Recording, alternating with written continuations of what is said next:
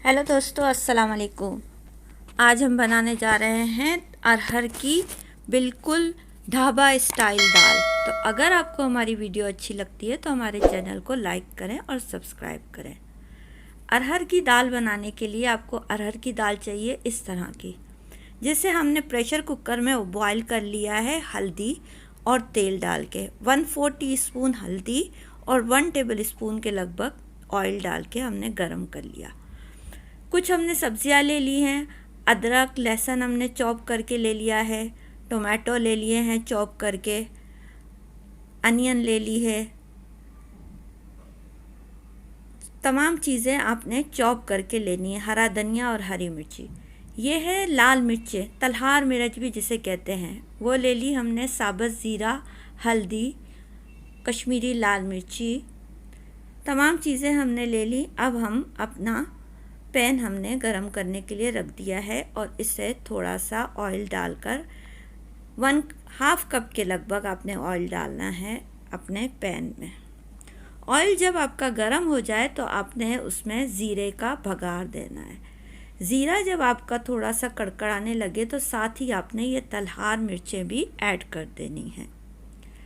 थोड़ा सा तलहार मिर्चें ऐड करने के बाद आपने फिर प्याज जो चॉप करके रखी है वो ऐड कर देंगे। लहसुन जो चॉप करके रखा है, अदरक चॉप करके रखी है, ये तमाम चीज़ें आपने ऐड कर देनी है और इसे ट्रांसपेरेंट होने तक पकते रहना है।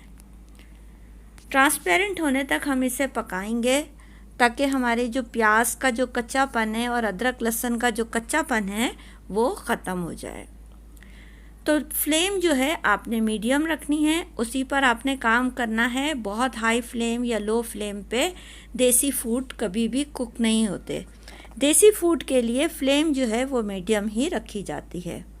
चम्मच से आपने मिक्स करके और इसे हिला हिला कर प्याज को ट्रांसपेरेंट करना है। अगर कोई प्याज चॉप होने से रह गई है कोई पीस तो आपने उसे हटा देना है।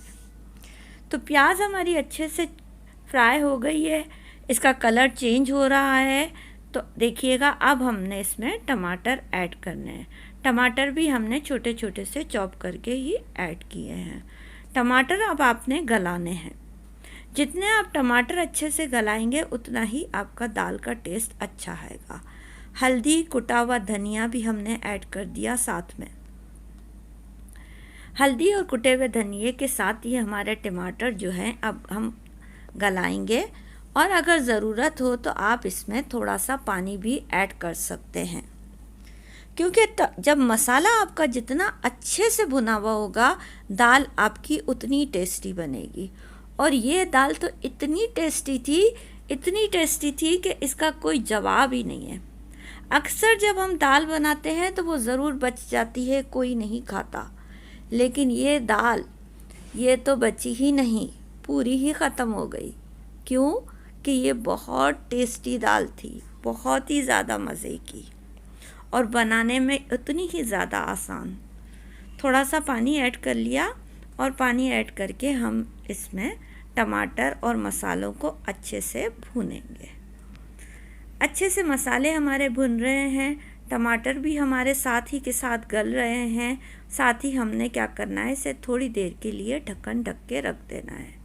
चेक कर लेंगे तो देखिए टमाटर हमारे 80 से 85% तक गल चुके हैं। अब हमने इसकी थोड़ी सी भुनाई करनी है। तो मसाले की जितनी अच्छे से आप भुनाई करेंगे उतना ही आपके सालन में टेस्ट बहुत अच्छे से आएगा। तो मसाला हमारा भुन रहा है अच्छे से और तमाम चीज़ें हमने इसमें ऐड कर दी हैं। और इस तरह से चम्मच के ज़रिए भी अगर कोई टमाटर साबुत रह गए हैं तो आपने उसे तोड़ देना है। अब जो उबली हुई दाल है वो हम इसमें ऐड कर देंगे। तमाम उबली हुई दाल जो है हमने ऐड कर दी इसमें। दाल हम आपको दिखा चुके थे, लेकिन ये उबालने के बावजूद भी दाल जो है थोड़ी खड़ी खड़ी सी रह जाती है, तो उसका भी सॉल्यूशन आपको बताते हैं। हमारा मकसद यही है कि खाने की हर ट्रिक्स आपको बताई जाए। अब इसको कैसे सॉल्व किया जाए, दाल तो हमने डाल दी, मसाला भी हमने भून लिया, तो अब हम क्या करते हैं, हमारे पास जो है ब्लेंडर, हैंड ब्लेंडर जो हमारे घर में अवेलेबल होता है, उससे हमने इसे ब्लेंड करना है। देखिए, हैंड ब्लेंडर हमने डाला और हमने पूरी दाल को ब्लेंड नहीं करना, कहीं कहीं से हमने दाल को ब्लेंड करना है, बिल्कुल इस तरह से। अगर आपने पूरी दाल ब्लेंड कर दी तो वो भी, उसका भी जायका बहुत ही अजीब सा हो जाएगा। तो आपने कुछ दाल इसमें खड़ी खड़ी सी रखनी है और कुछ आपने ब्लेंड करनी है। अगर किसी के पास ये ब्लेंडर नहीं है तो उन्होंने क्या करना है कि आधी दाल लेके वो मिक्सी में ब्लेंड करेंगे, पूरी नहीं। टेस्ट के हिसाब से आपने नमक भी ऐड कर दिया। नमक जो है, अगर आपको इस वक्त जो हमने नमक ऐड किया है, अब आपने मज़ीद ऐड नहीं करना। लास्ट में जब आपकी दाल बिल्कुल पक के रेडी हो जाए और आप ये महसूस करें कि नमक कम है, तभी आपने नमक ऐड करना है। तो दाल हमारी पक रही है स्लो पे। अब हम इसका एक तड़का तैयार कर लेते हैं। तो तड़का तैयार करने के लिए हमने फ्राई पैन को गरम रख दिया है और हम इसमें 2 चम्मच के लगभग, 2 टेबल स्पून के लगभग हम इसमें ऑयल ऐड करेंगे। तो ऑयल हम थोड़ा सा गरम करेंगे और गरम करने के बाद हमने इसमें सफ़ेद ज़ीरा साबुत वाला ऐड करेंगे। सफ़ेद ज़ीरा साबुत हमने इसमें ऐड कर दिया। तो अब हम इसमें जो कुटी हुई जो हमारे पास कश्मीरी लाल मिर्ची थी वो और हरा धनिया भी हम इसमें ऐड कर देंगे। तो ये हमारा तड़का बन के तैयार हो जाएगा और यही तड़का जो है ये दाल में असल टेस्ट लाएगा। इतनी मज़े की दाल बनेगी कि सब घर वाले आपकी तारीफ़ किए बिना ना रह सकेंगे। आप बनाइए और बताइए आपकी ये दाल कैसी बनी। तो देखिए, हमारा ज़ीरा कड़कड़ा रहा है। अब हम इसमें कश्मीरी लाल मिर्च और हरा धनिया भी ऐड कर देते हैं। तो बाकी चीज़ें हम इसमें ऐड कर रहे हैं।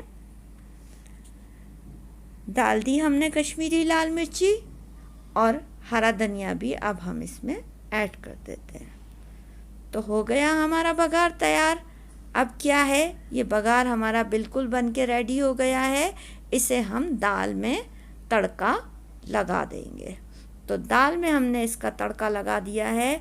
अब ये दाल हम 5 से 7 मिनट के लिए स्लो फ्लेम पे पकने के लिए रख देंगे। स्लो फ्लेम पे जब ये 5 से 7 मिनट दाल इस तड़के के साथ पकेगी तो फिर इसका टेस्ट लाजवाब से निकल के आएगा। तो देखिए, देखने में भी कितनी अच्छी लग रही है ये दाल। जब आप बनाएंगे तो आप खुद तारीफ़ें पाएंगे अपने घर वालों की। तो थैंक यू फॉर वॉचिंग। अब बताइएगा आप हमें कि हम आपको और क्या सिखाएं। देखते रहिए हमारी वीडियोस।